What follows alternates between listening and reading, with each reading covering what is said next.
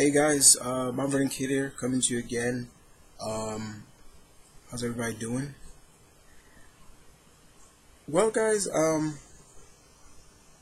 not too long ago, well, actually, yesterday, I should say, or, or, so, I was on Hulu, and I watched the pilot episode of a show that really intrigued me when I saw it on the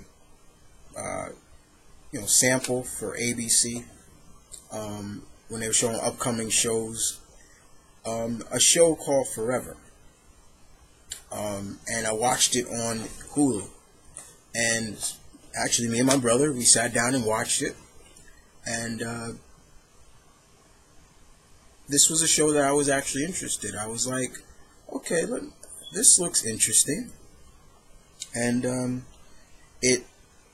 it's kind of funny because it stars, I hope I'm pronouncing his name right, Ion, or Eon, Grufud. I hope I'm saying his name right. If I butchered it, I apologize. But you all remember him for the actor who played Reed Richards in the first two Fantastic Four movies. And it's a crime-esque drama about a man known as Dr. Henry Morgan, who is New York City's star medical examiner. But here's the kicker. He can't die, in a sense. When he does die, every time he dies, he returns to life, but he always emerges from a body of water. So basically, since he's in New York, NYC, he basically ends up in the East River, basically. Or is it the Hudson? I think it's the East River. He ends up, and he's always naked. Now, and when at first I'm like, okay, this is kind of interesting, but then I'm like, okay, how is it modern, or there's going to explain how he's doing this? And the show actually goes into detail of how this is possible for him. He's not technically an immortal, but he is and he is not. Let's put it like that. He is a doctor that was around, I would say, the late 16th, 17th century. They showcase him, and he's basically on a ship, and he's observing and basically a slave. So it is time around slavery, and one of the captain feels that this slave is sick and that he's going to cause illness to the crew and everything, so they are about to kill this slave. However, Henry, Eon's character, basically jumps in front of the captain and says he can't allow this. And the captain says, if you don't move, I'm going to shoot you too. Shoots the guy, and they dump him overboard. And ever since then, he's come back to life. And it's because of this, he has seen many things in his life, and they flash back to different eras, like the 1950s and the 40s during the Blitz. Do your history on that if you don't know what the Blitz was. Very important in history, time in history.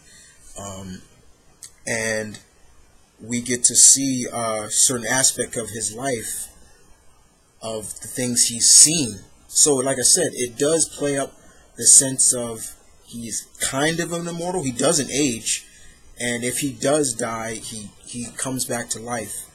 And what he sees is, there are certain aspects of that he sees, like the love of his life, and a baby that we find out is connected to the only person that knows his secret, And that actor, who is a character that is legend in on the small screen, Judd Kirst, who is famous for roles like Taxi and things like that. He plays a big role in this. He plays the only person that knows Dr. Henry's secret. And he really uses his skills as a medical examiner. It plays off a little bit of Sherlock Holmes a lot, as well as my brother said, Unbreakable. And just one scene, but it was, there's like scenes in this that really play that up. And the fact that he, not only does he study death to solve, criminal cases with a detective played by the actress Alana Della Graza. Hope I'm pronouncing her name right. He also tries to, find a means of solving his curse of immortality, in a sense. And they play that up in this show a lot. In the pilot, they play that up, that because he monologues a lot through the show as well. It's like the fact that what I've always said about immortality, it's not a gift. It's a curse. While you're not aging, the people around you, your loved ones, are dying. So you tend not to get too close to people because you're just going to get your heart broken. And they play that up a lot in the pilot. However,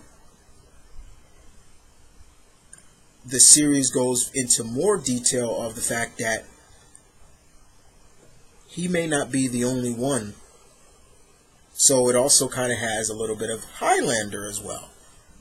But it's more of a crime drama where there is someone out there that knows his secret, knows everything about him, and in a sense is like his Moriarty to Dr. Morgan, playing, in a sense, being Sherlock Holmes.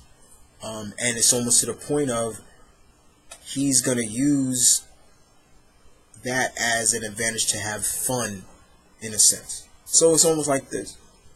He's like I said, the Moriarty, of Ian Crawford's character. I did enjoy the pilot episode. It did intrigue me.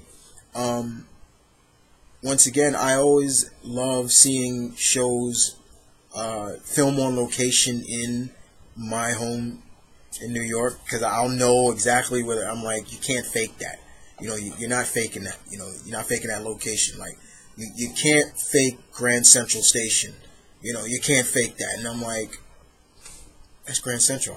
I go down there a lot. You can't fake the Brooklyn Bridge or the East, Prospect Park and Brooklyn and Queens and very famous monuments. You can, but you can see that this is filmed directly in NYC. But I do like the concept of, like, he does have, he's not like really like brooding and being like, he's like, leave me alone, I keep to myself, like, no, he has a charm to him, and he's very observant, like Sherlock Holmes. He can look at somebody and says, oh, you're, like one of the character, the detective Martinez, played by Alana Della Graza. He basically took one look at her, and he was like, so how long you been divorced, or how long did your husband die? And she's like, how'd you know that? And he's like, well, and he goes into detail about that. And a lot of his coworkers who work with him say he knows death better than anybody. He knows all kinds of poisons, and it really has this modern Sherlock Holmes feel to it, which I like. I'm a huge Sherlock Holmes fan, so that plays another factor. And when I was listening to I was just almost like, why couldn't he play Sherlock Holmes? It would have been so cool to have him as Sherlock Holmes, you know. But I did enjoy the pilot. The pilot was very interesting, and I'm more intrigued by this. Like, in a sense, will he find the means of curing himself so he can die peacefully, where he can die now. He can grow old and die, while instead of dying, he dies, but he comes back to life. And like I said, always in a body of water, always butt naked too. and he's always naked. The only thing I will say is that they don't really go into detail of how it happened to him. They just say he got shot, he gets thrown in the water, he gets thrown overboard, and then all of a sudden. So I'm hoping they go into more detail explaining the mystery of his curse, his immortality. But other than that, very much enjoyed the pilot episode. I'm looking forward to it. When it normally starts coming along on ABC Tuesdays, 10 o'clock, the 23rd. I think that's when it's going to come on. If I remember when they showed it on Hulu, it said the 23rd. So I am looking forward to that. I'm hoping that it does get a good following and a good, because this is ABC, and ABC really quick to drop a series if it ain't buzzing, and I'm hoping that it does get a good following. It has a pretty decent cast, and the characters I can really get into, besides them being some very good veteran actors, I can really get into these characters. I already did with the three main characters that they had, and hopefully we get to see more cases where we get to see maybe Dr. Morgan gets closer to finding a quote-unquote cure, as well as, will the detective Martinez find out about his secret, or will Dr. Morgan finally open up and tell her about it, or will she find out sudden way, basically she sees him get killed, because they kind of teased at that in the pilot, him get killed, but him get killed, and basically next thing you know, he comes back to life. He comes back, and she's like, "I saw you die. What are you?" Things like that. Because their chemistry, at first, he was a suspect in a murder case. Like, for any of my fellow New Yorkers in the subway, I believe he was on the L train, and it just crashed, and everybody died except him. Well, he died. He had a pole sticking through his chest. He died. He came back to life, and they followed it up because the detectives saw him getting on that same train. But other than that, very good. I enjoyed it for what it was. If you do have Hulu, check it out. It is on Hulu. The pilot, it's called Forever. It's spelt the original title Forever, not Ever.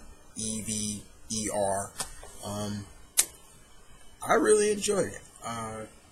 And if you have seen the pilot, tell me what you thought about it.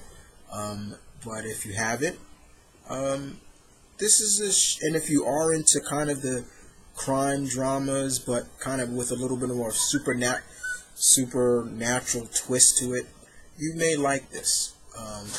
But if you, like I said, if you are into things, like I said, Sherlock Holmes it has that Sherlock Holmes flavor that you can get into and enjoy. But I enjoyed it. I'm just speaking personally for myself.